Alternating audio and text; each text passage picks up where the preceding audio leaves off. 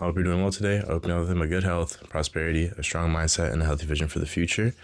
I want to talk about uploading to YouTube. So I've been making videos for over a year. I think I have over like 300 pieces of content on my channel total.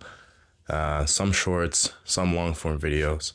And I just wanted to talk about my experience uploading videos for that period of time. So the point of this video is more so for me to kind of share with people who are getting started on YouTube, because I feel like there's always new people who want to enter the space and they kind of want to become a YouTuber and make it their thing. So I'm going to speak from the standpoint of someone who hasn't, made it or hasn't had a huge following after posting consistently. I think it's pretty common, but I'm still posting. So my opinion and my perspective might be a little bit different than anyone else's or someone else's, but you get the point. So the first thing I kind of really took in from uploading content for the past year is to do it for yourself. I think when you see other people who are successful on the platform and they get to kind of control their day and they upload whenever they want to and they get to travel and they have their own like financial security, you kind of get this idea that like it's very replicable, right? So people get on the platform, they'll upload a video and then they'll expect it to, just go viral. But the reality is that like it's a very long game.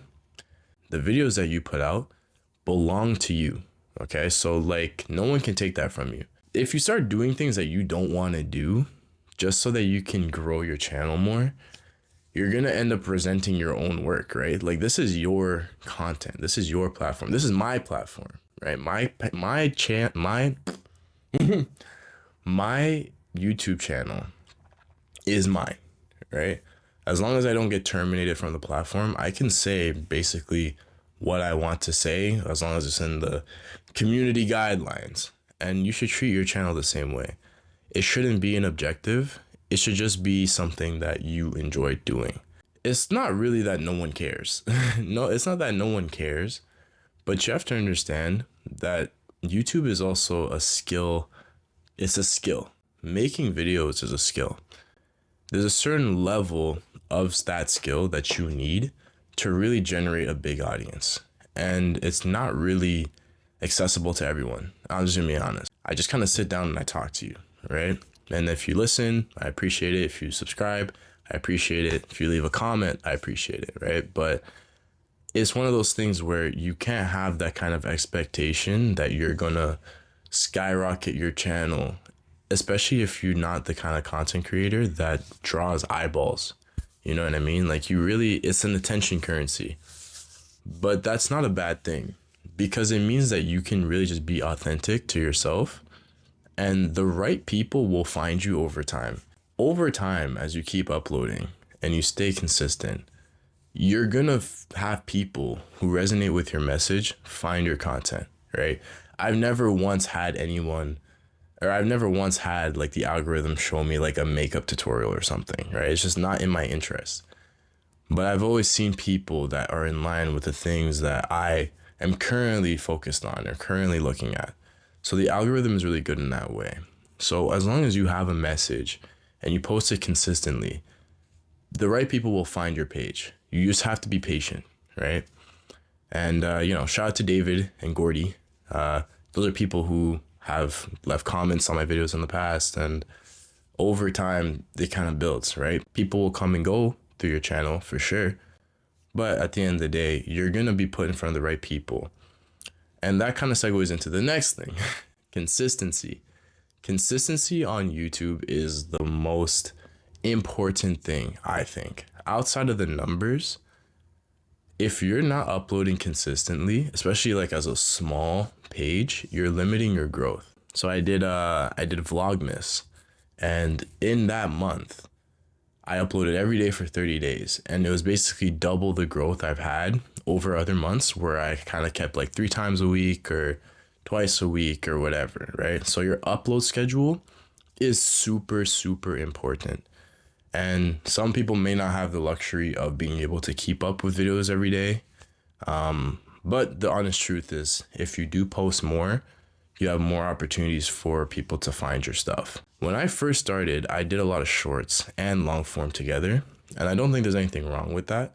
But those are two separate audiences. The people who are watching your, 30-second clips, 1-minute clips, 3-minute clips, they're not the same kind of people that are gonna sit down and watch like a 10-minute video, a 5-minute video, a 30-minute video. It's different kind of audience. So you'll find that if you build on one, then the other one won't be the primary viewer. So if you build up your channel on like short form, either commit to the short form or don't be surprised when the long form isn't what the people who sign up for short form want. Don't overthink it. A lot of people want to be perfect and like have the best video with the best editing and the best sound quality. As long as you have decent sound quality, you'll have some videos that you think are garbage do well, and some videos where you put a lot of thought and time and effort into do poorly, right? It's really just dependent on the algorithm and how good you are at making content, right? Because at the end of the day, it's still a skill issue, right? If you're not growing, and I can say that for myself, I'm not the kind of channel that's going to be doing a lot of crazy hyper, like, you know what I'm saying? Like, I don't need to have that retention rate because that's not the kind of audience I want to bring to my videos. But if you are better at editing and you're better at retention and you're better at, B-roll and everything that comes with that, then you'll succeed, right? You'll have a lot more people who come back and stick around for your videos. So that's another thing too. But the reality is, like, no matter how good, quote unquote, or bad, quote unquote, your video is, there's always going to be an unknown variable behind it. So don't overthink it too much. Upload what you feel seems fit and stay within your, the community guidelines or whatever. And another thing too is just treat it like a lifestyle, to be honest. Like, don't expect anything from it. Just treat it like it's like a part of your everyday routine, and you'll enjoy it because it's yours and you can say what you want and you can just make the kind of content that you want to. Do what you enjoy. It's the only avenue that you can really express yourself naturally. So don't be afraid to take that step, because it's gonna be something that's kind of somewhat therapeutic, to be honest. Being able to just speak your opinion, learn a little bit of editing, don't want to yap too much. Well, I yap a lot, but you know what I'm trying to say. YouTube is something you can do for the next decade, the next 2 decades, 10 years, 20 years, 30 years, whatever. If you fall off for a little bit, just get back on, bro. Don't overthink it. Yeah, you might have taken a break. Who knows? Maybe your channel hasn't had a video in like a year. Just get back on it, bro. Keep trying. Keep doing what you want to do. It's not a big deal. Like, it's not a competition, bro. Sometimes you grow from some videos. Sometimes you don't. It doesn't really make a huge difference. Do it for the enjoyment. Do it for the love of the game. But anyways, watch this video, subscribe, and I'll catch you next time.